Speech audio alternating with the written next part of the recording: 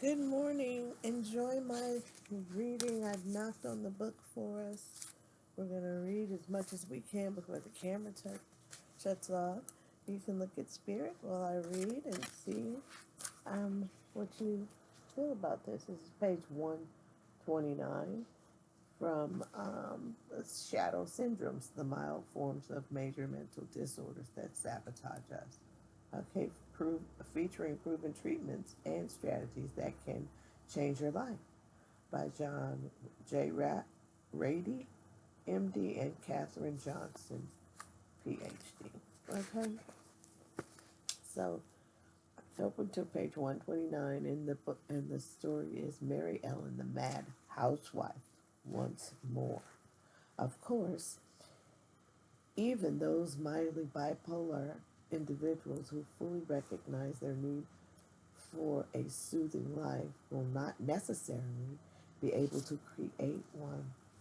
This is the case for Mary Ellen, a woman whose life would test even the calmest of souls.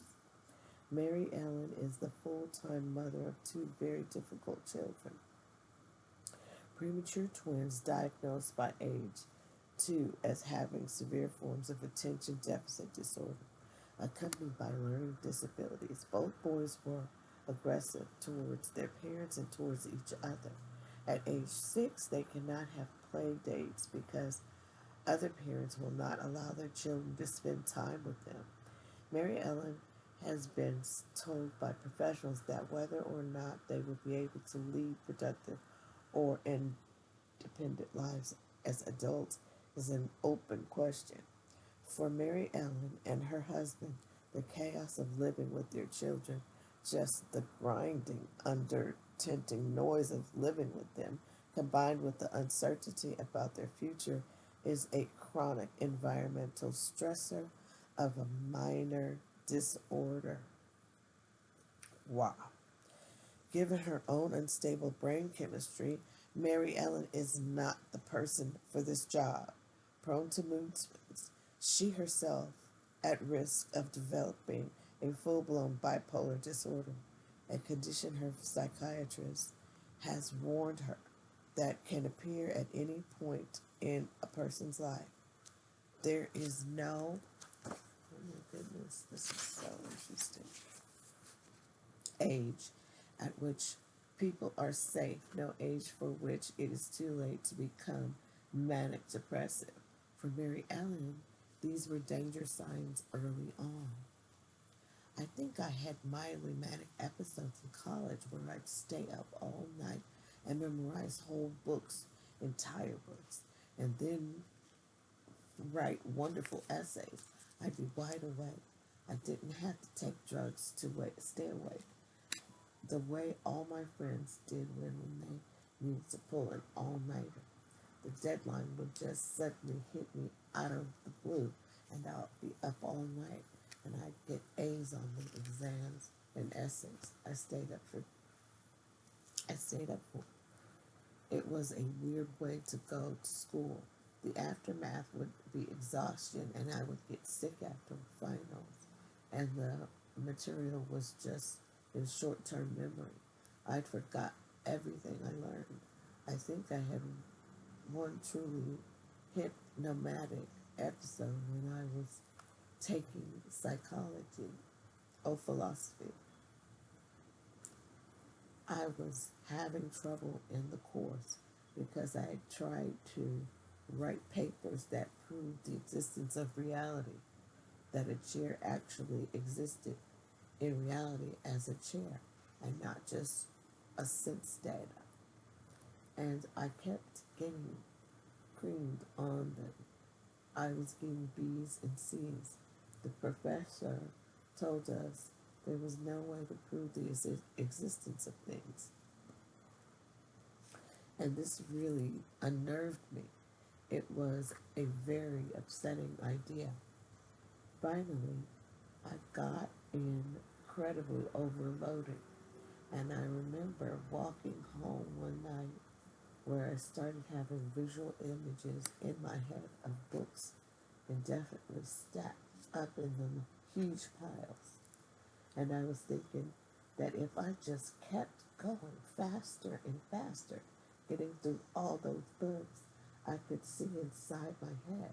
I could find the answers because philosophy triggers the idea that everything can be proven. I had feeling. I had this feeling. I had to go faster.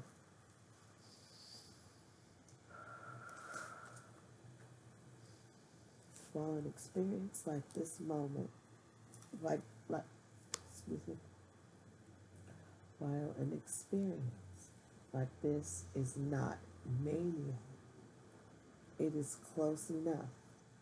Certainly, it is a prelude to mania.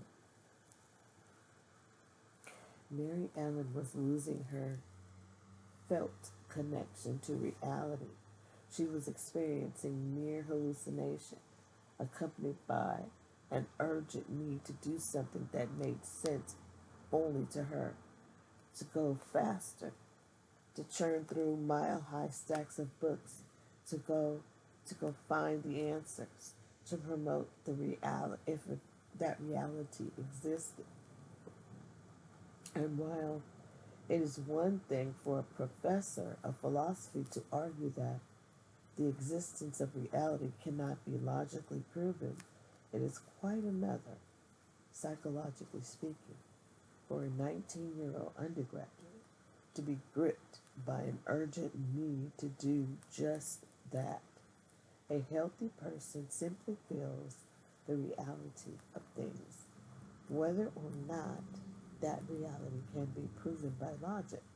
Walking home to her dormitories, Mary Ellen was in danger of losing her felt connection to the solidity of life, a connection her professor no doubt fully enjoyed.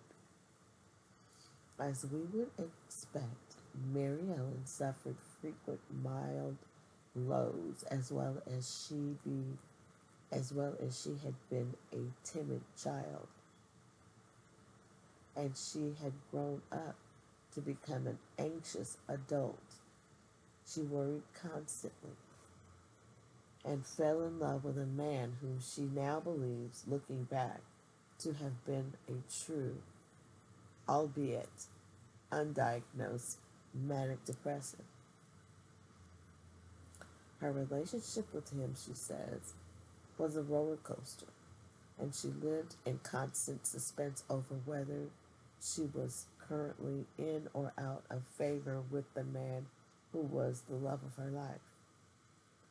Eventually, Mary Ellen was able to break with her boyfriend and moved to Minneapolis, where she met and within a year married Stan. Stan was a good choice, steady in his affection and ambitions. Life with him was quite radically not a roller coaster. He called when he said he would call. He came to fetch her for their dates on time. If in the famous formulation 80% of life is showing up, Stan was a person who showed up. He was the right man for Mary Ellen, and for several years she lived happily with him, though she was frequently anxious about her work reaching first grade under the eye of an overbearing principal. Her work teaching first grade under an eye over an overbearing principal. She was never clinically depressed, and certainly never manic. All of this was to change after the birth of the twins. The pregnancy did not go well. Mary Ellen went into labor at 20 weeks. Repeated hospital stays, bed rest at home, and continual medication prolonged it only to 30 weeks. When her water broke, the boys were born by cesarean section. Cesarean section.